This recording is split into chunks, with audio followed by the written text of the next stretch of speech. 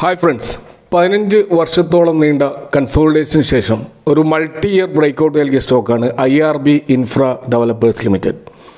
പല കാലത്തും ഈ സ്റ്റോക്ക് അതിൻ്റെ റെസിസ്റ്റൻസ് ലെവൽ ബ്രേക്ക് ചെയ്യാൻ ശ്രമിച്ചെങ്കിലും ആ സ്റ്റോക്കിന് ആ റെസിസ്റ്റൻറ്റ് ബ്രേക്ക് ചെയ്യാൻ പറ്റിയിട്ടില്ല. കമ്പനിയുടെ ഏർണിംഗ് ഗ്രോത്ത് കഴിഞ്ഞ വർഷങ്ങളിൽ എത്രയോ വർഷങ്ങളായിട്ട് അത്ര ആകർഷകമായിരുന്നില്ല. അതാണ് ലോങ് പീരീഡിൽ ഈ സ്റ്റോക്ക് വലിയ തോതിൽ യാതൊരുവിധ അനക്കവുമില്ലാതെ നിന്നത്.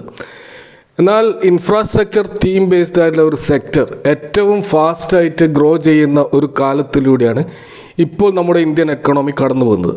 ഇപ്പോൾ ഗവൺമെൻറ് തന്നെ പല വിധത്തിലുള്ള ഇൻഫ്രാസ്ട്രക്ചർ പ്രൊജക്റ്റുകൾക്ക് വലിയ തോതിലുള്ള കാപ്പെക്സ് അനൗൺസ് ചെയ്തിരിക്കുകയാണ്. ഇപ്പോൾ നമുക്കൊരു highways, renewable energy power plants, അതുപോലെ മെട്രോ സിസ്റ്റം, അതുപോലെ ലോജിസ്റ്റിക് ഇക്കോ സിസ്റ്റം, അങ്ങനെ തുടങ്ങി പാവപ്പെട്ടവർക്കുള്ള ഹൗസ് നിർമ്മാണം വരെ നീണ്ടു നടക്കുന്ന വലിയ തോതിലുള്ള ഇൻഫ്രാസ്ട്രക്ചർ പ്രൊജക്റ്റുകളാണ് ഇന്ത്യയിൽ നടക്കുന്നത്. സ്വാഭാവികമായും ആ ഒരു തീം ശ്രദ്ധ നേടുന്ന ഈ ഒരു ഘട്ടത്തിൽ എത്ര വീക്ക് ഫണ്ടമെൻ്റൽസ് ഉള്ള സ്റ്റോക്കുകളാണെങ്കിലും അത് പറക്കുന്നതായിട്ട് നമ്മൾ കാണാൻ കഴിയും.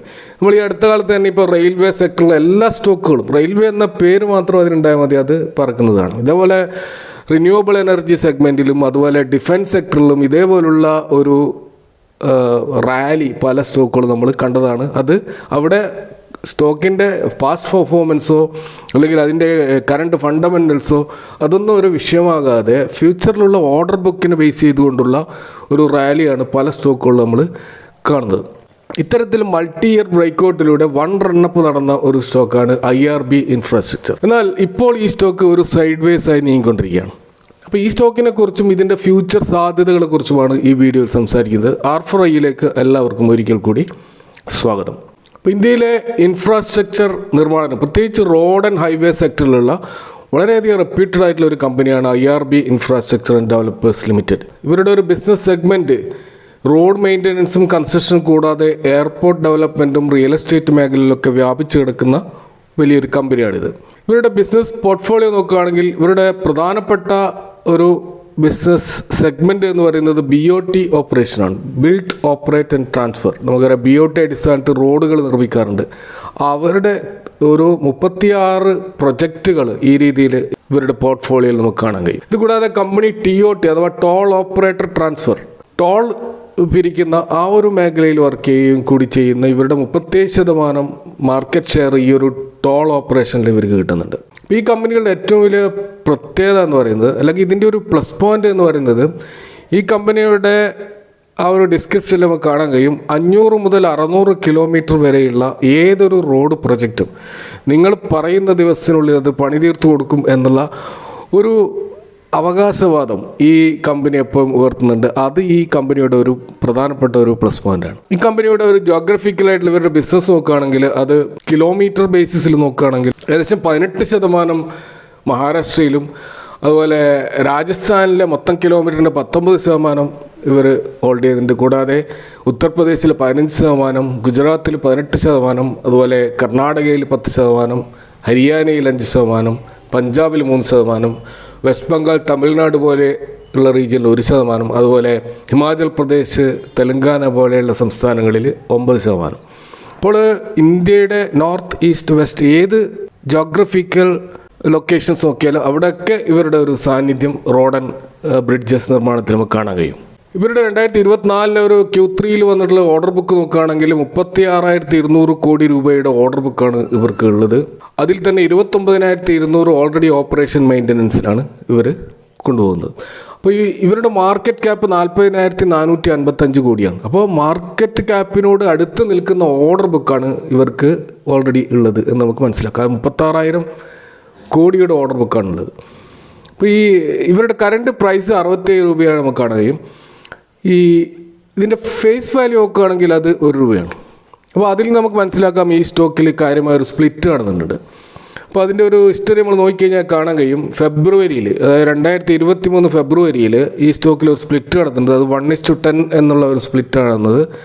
അതിൻ്റെ അടിസ്ഥാനത്തിലാണ് ഈ സ്റ്റോക്ക് നമുക്കിപ്പോൾ ഈ 67 രൂപ ലെവലിൽ കാണാൻ കഴിയുന്നത്. അല്ലായിരുന്നുവെങ്കിൽ ഈ സ്റ്റോക്കിൻ്റെ ഇപ്പോഴത്തെ വില 670 രൂപയാകുമായിരുന്നു. ഈ കമ്പനിയുടെ ഹൈ പ്രൈസ് ഓൾ ടൈം എന്ന് പറയുന്നത് 78 രൂപയാണ്. അപ്പോൾ ആ 78 എന്നുള്ള ഹൈയിൽ നിന്ന് ഇപ്പോൾ 14% കറക്റ്റ് ചെയ്തുകൊണ്ട് സൈഡ് വേസിലാണ് ഈ സ്റ്റോക്ക് ഉള്ളത് എന്ന് ഞാൻ പറഞ്ഞു.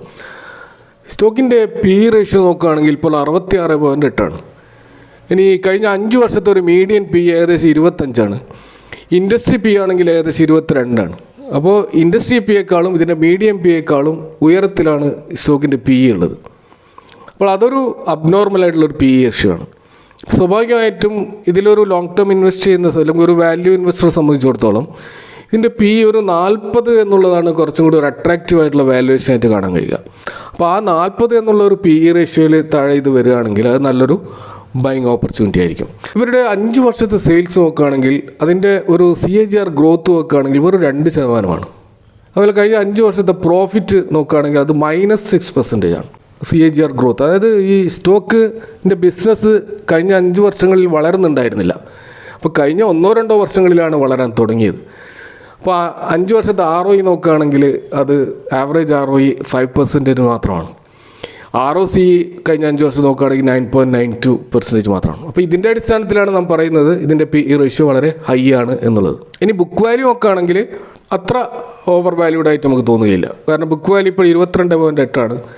പ്രൈസ് ടു ബുക്ക് വാല്യൂ നോക്കുമ്പോൾ ഏകദേശം 2.93 ആണ്. നമുക്കൊരു 3 വരെ നമുക്കൊരു റീസണബിൾ ആയിട്ടുള്ള ഒരു പ്രൈസ് ടു ബുക്ക് വാല്യൂ എന്ന് നമുക്ക് പറയാം. അപ്പോൾ ഇത് 2.93 എന്നുള്ളത് നമുക്ക് നോക്കുകയാണെങ്കിൽ അത്ര വലിയ ബുക്ക് വാല്യൂവിൻ്റെ ഒരു ബേസിൽ നമ്മൾ ഓവർ വാല്യൂഡായി എന്ന് പറയാൻ കഴിയില്ല. കമ്പനിയുടെ ഒരു പ്രൊമോട്ടർ ഹോൾഡിംഗ് 34.4% ഡെപ്റ്റ് ടു ഇക്വിറ്റി റേഷ്യോ 1.36 ആണ്. അപ്പോൾ നല്ല തോതിൽ ഡെപ്റ്റ് ഈ കമ്പനിക്കുണ്ട്. അത് അതിൻ്റെ പ്ലഡ്ജഡ് പെർസെൻറ്റേജിൽ നമുക്ക് കാണാൻ കഴിയും. 48.8% പ്ലഡ്ജഡ് പെർസെൻറ്റേജ് നമുക്ക് കാണാൻ കഴിയും. അതായത് 34% ഹോൾഡിങ്ങിലുള്ള പ്രൊമോട്ടേഴ്സ് അവരുടെ 48% അല്ലെങ്കിൽ ഏകദേശം 50% പ്ലഡ്ജ് ചെയ്തിരിക്കുകയാണ് എന്നുള്ളത് ഈ സ്റ്റോക്കിൻ്റെ ഒരു നെഗറ്റീവായിട്ടുള്ള ഒരു കാര്യമാണ്. പക്ഷേ ഇതൊരു ഇൻഫ്രാസ്ട്രക്ചർ കമ്പനി എന്നുള്ള നിലയിൽ നല്ല തോതിലുള്ള ഫണ്ട് റേസ് ചെയ്യേണ്ടതുണ്ട്. കാരണം ഗവൺമെൻറ്റിൽ നിന്ന് കിട്ടുന്ന അതിൻ്റെ റിസീവബിൾസ് അത് എത്രയോ കാലം കഴിഞ്ഞിട്ടായിരിക്കും കിട്ടുക. അതുവരേക്ക് ഇവരുടെ പ്രൊജക്റ്റ് മുന്നോട്ട് കൊണ്ടുപോകേണ്ടതുണ്ട്. അതിൻ്റെ ഭാഗമായിട്ട് സ്വാഭാവികമായിട്ടും നല്ല തോതിൽ കടം ഇവർ റൈസ് ചെയ്യാറുണ്ട്. ഫോറിൻ ഇൻവെസ്റ്റേഴ്സിൻ്റെ ഹോൾഡിംഗ് 47.2%, ഡൊമസ്റ്റിക് ഇൻവെസ്റ്റേഴ്സിൻ്റെ 7.78%, പബ്ലിക്കിൻ്റെ ഹോൾഡിംഗ് 10.6% മാത്രമാണ്. അപ്പോൾ ഇതാണ് ഇവിടെ രസകരമായൊരു കാര്യം. അതായത് ഫോറിൻ ഇൻവെസ്റ്റേഴ്സ് ആണ് കൂടുതലായിട്ട് ഈ സ്റ്റോക്കിലുള്ളത്. പ്രൊമോട്ടേഴ്സിനേക്കാൾ കൂടുതലുള്ളത് ഫോറിൻ ഇൻവെസ്റ്റേഴ്സാണ്. ഡൊമസ്റ്റിക് ഇൻവെസ്റ്റേഴ്സ് 7%, പബ്ലിക് ഹോൾഡിംഗ് വളരെ കുറവാണ് 10%. പബ്ലിക്കിൻ്റെ കയ്യിൽ സ്റ്റോക്കുകളുടെ എണ്ണം കുറവാണ്. സ്വാഭാവികമായിട്ടും അത് ഈ സ്റ്റോക്കിൻ്റെ പ്രൈസ് റീറ്റെയിലേഴ്സിൻ്റെ ഇടയിൽ ഉയരാനുള്ള ഒരു കാരണം തന്നെ അതായിരിക്കാം. ഈ കമ്പനിയിൽ ഏറ്റവും ആകർഷമാക്കുന്ന ഒരു ഘടകം എന്ന് പറയുന്നത് അതിൻ്റെ ഓപ്പറേറ്റിംഗ് പ്രോഫിറ്റ് മാർജിനാണ്, OPM ആണ്. ഇപ്പോൾ നമ്മളത് അത് കമ്പനികളുമായിട്ട് കമ്പയർ ചെയ്ത് കഴിഞ്ഞാൽ നമുക്ക് കാണാൻ കഴിയും ഏറ്റവും അധികം ഓപ്പറേറ്റിംഗ് പ്രോഫിറ്റ് മാർജിൻ ജനറേറ്റ് ചെയ്യുന്നത് ഈ കമ്പനിയാണ്. 40% മുകളിലാണ് ഇവരുടെ ഓപ്പറേറ്റിംഗ് പ്രോഫിറ്റ് മാർജിൻ. എന്നാൽ അതിൽ നമുക്ക് കാണാൻ കഴിയുന്നത് കഴിഞ്ഞ ലാസ്റ്റ് ക്വാർട്ടറിൽ അത് 37 ആയിട്ട് ചുരുങ്ങിയതായിട്ട് കാണാം. അത് അവരുടെ ഹിസ്റ്ററിയിൽ അങ്ങനെ ഇതുവരെ സംഭവിച്ചിട്ടില്ല. കാരണം എപ്പോഴും ഇവരുടെ പെർഫോമൻസ് ബിസിനസ് ഗ്രോത്ത് ഒന്നുമില്ലാത്ത സമയത്ത് പോലും ഇവരുടെ ഓപ്പറേറ്റിംഗ് മാർജിന് എപ്പോഴും നല്ല ഹൈയിലായിരുന്നു. ഇപ്പോൾ ആദ്യമായിട്ടാണ് അത് 37 എന്ന പേരിൽ കാണുന്നത്. അപ്പോൾ സൈഡ് വേസ് നീങ്ങാനുള്ള ഒരു കാരണം ചിലപ്പോൾ ഇതായിരിക്കാം. ഇത് കൂടാതെ നമ്മൾ ഇയർലി ഓപ്പറേറ്റിംഗ് പ്രോഫിറ്റ് മാർജിൻ നോക്കുകയാണെങ്കിലും അവിടെ 41 എന്ന ഫിഗറാണ് കാണുക. അതിന് മുമ്പേ അത് 50 മേലേക്ക് പോയതായിട്ട് നമുക്ക് കാണാൻ കഴിയും. അപ്പോൾ അവിടെ ഇതിൻ്റെ ഓപ്പറേറ്റിംഗ് പ്രോഫിറ്റ് മാർജിൻ ചെറിയൊരു ഡിപ്പ് വന്നത് സ്വാഭാവികമായിട്ടും ഇൻവെസ്റ്റേഴ്സിന് സ്റ്റോക്കിൽ നിന്ന് എക്സിറ്റ് ആവാൻ അല്ലെങ്കിൽ പ്രോഫിറ്റ് ബുക്ക് ചെയ്യാൻ സ്വാധീനിച്ചിട്ടുണ്ടോ എന്ന് നമ്മൾ പരിശോധിക്കേണ്ട കാര്യമാണ്. ഇതുപോലെ ഇതിൻ്റെ ഒരു നെറ്റ് പ്രോഫിറ്റ് നോക്കുകയാണെങ്കിൽ 130 കോടിയിൽ നിന്ന് അത് 189 കോടിയായി വളർന്നത് കാണാം. കഴിഞ്ഞ മാർച്ച് 23 ഈ വർഷത്തെ മാർച്ച് 24 കമ്പയർ ചെയ്യുമ്പോൾ 130 നിന്ന് 189 വളർന്നു കാണാം. അതായത് 45% ഒരു വളർച്ച അവിടെ കാണാൻ കഴിയും. എന്നാൽ ഈ ഒരു പ്രോഫിറ്റിലുള്ള ഈ ഒരു വളർച്ച നമ്മൾ നോക്കുകയാണെങ്കിൽ അതിൽ 443 എന്ന ഒരു ഫിഗർ കാണാൻ കഴിയും. ഈ 443 എന്ന് പറയുന്നത് അതർ ഇൻകമാണ്. അപ്പോൾ ഈ അതർ ഇൻകം ഈ ഒരു പ്രോഫിറ്റ് വളർച്ചയിൽ വലിയ സ്വാധീനം ചെലുത്തിയതായിട്ട് കാണാം. അപ്പോൾ നിങ്ങളൊന്ന് ഇമാജിൻ ചെയ്ത് നോക്കുക, ആ ഒരു 443 അതർ ഇൻകം ഇല്ലായിരുന്നെങ്കിൽ സ്വാഭാവികമായിട്ടും ഈ സ്റ്റോക്ക് മൈനസ് എന്നുള്ള ഒരു നെഗറ്റീവ് ഗ്രോത്തിലായിരിക്കും ഈ വർഷം കാണാൻ കഴിയുക. അപ്പോൾ അത് നമ്മൾ നോട്ട് ചെയ്യേണ്ട ഒരു പ്രധാനപ്പെട്ട പോയിൻ്റാണ്.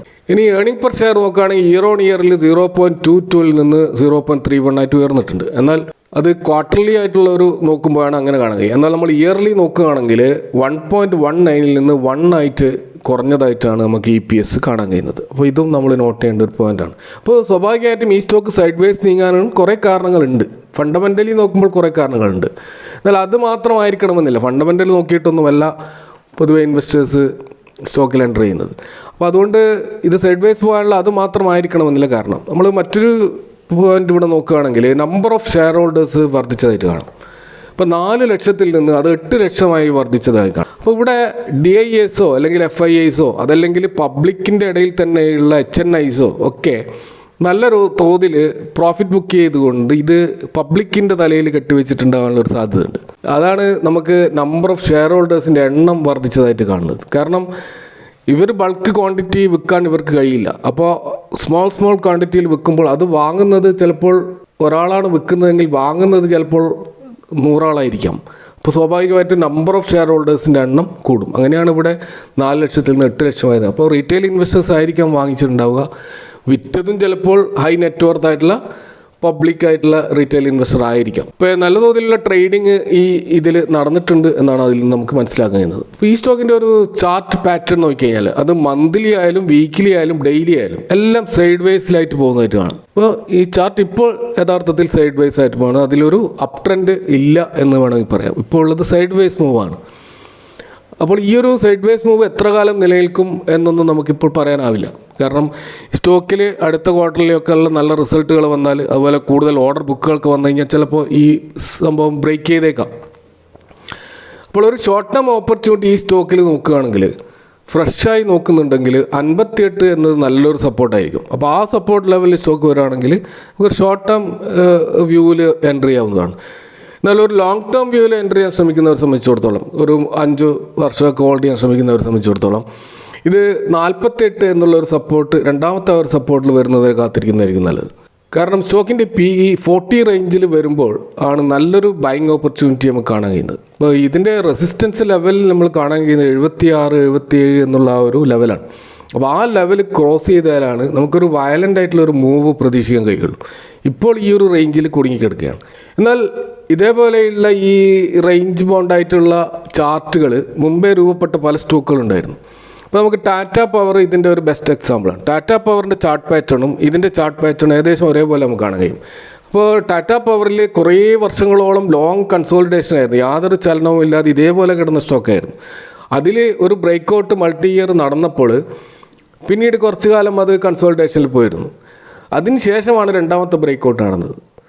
അത് ഈ ഒരു ചാർട്ടിൽ നമുക്ക് കൃത്യമായിട്ട് കാണാൻ കഴിയും. ഇതേപോലെ സംഭവിച്ച വേറെയും സ്റ്റോക്കുകളുണ്ട്. ഇപ്പോൾ ജീനസ് പവർ എന്ന് പറയുന്ന സ്റ്റോക്കും ഇതേപോലെ കൺസോൾട്ടേഷനിൽ പോയതിനു ശേഷം ഒരു ബ്രേക്ക് നടന്ന് പിന്നെയും ഒരു സൈഡ് വേസ് മൂവ് ചെയ്ത് പിന്നെയും മുന്നോട്ട് പോയതാണ്. പക്ഷെ നമുക്ക് നോക്കാം, രണ്ടാമത്തെ സൈഡ് വേസ് ഒരിക്കലും വലിയ ലോങ് ആയിട്ട് നിൽക്കുന്നില്ല എന്ന് നമുക്ക് മനസ്സിലാക്കാൻ കഴിയും. അത് ആദ്യത്തെ നിന്നതുപോലെയുള്ള ദീർഘകാലം നിന്നുകൊണ്ടല്ല രണ്ടാമത്തെ ബ്രേക്ക് വരുന്നത് എന്ന് നമുക്ക് ഇതിൽ നിന്ന് മനസ്സിലാക്കാൻ കഴിയും.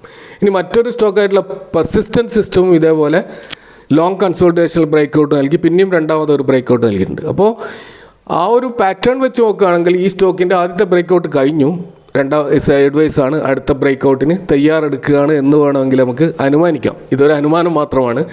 ഒരു 10-8 പ്രാവശ്യമൊക്കെ ഇത് ശരിയായി എന്ന് വരാം. അപ്പോൾ ചാർട്ടിന് പ്രാധാന്യം നൽകിയിട്ട് ട്രേഡ് എടുക്കുന്നവരെ സംബന്ധിച്ചിടത്തോളം ഇതിൽ കൂടുതൽ പഠനം നടത്തിക്കൊണ്ട് നല്ലൊരു എൻട്രി എടുക്കുന്നതായിരിക്കും നല്ലത്. കാരണം അവരെ സംബന്ധിച്ച് ഷോർട്ട് ടേം പ്രോഫിറ്റാണ് അതിൽ ഉദ്ദേശിക്കുന്നത്. അങ്ങനെയുള്ളവർ ബ്രേക്ക് ഒരു ലെവലിൽ ഇത് എത്തിയിട്ടില്ല. ഒരു സ്വിംഗ് ട്രേഡിനുള്ള ഓപ്പർച്യൂണിറ്റി ഇപ്പോഴും ഇതിൽ വന്നിട്ടില്ല. അങ്ങനെ വരുമ്പോൾ മാത്രം ആലോചിക്കുന്നതായിരിക്കും നല്ലത്. എന്നെ സംബന്ധിച്ചിടത്തോളം ഇതൊരു 58-48 ആ ലെവലിലാണ് ഇത് നല്ലൊരു ബൈങ് റേഞ്ചായിട്ട് തോന്നുന്നത്. അപ്പോൾ ഈ സ്റ്റോക്കിനെ കുറിച്ചുള്ള നിങ്ങളുടെ അഭിപ്രായങ്ങളും കമൻറ്റുകളും അറിയിക്കുക. Thank you for watching. See you next time with another video.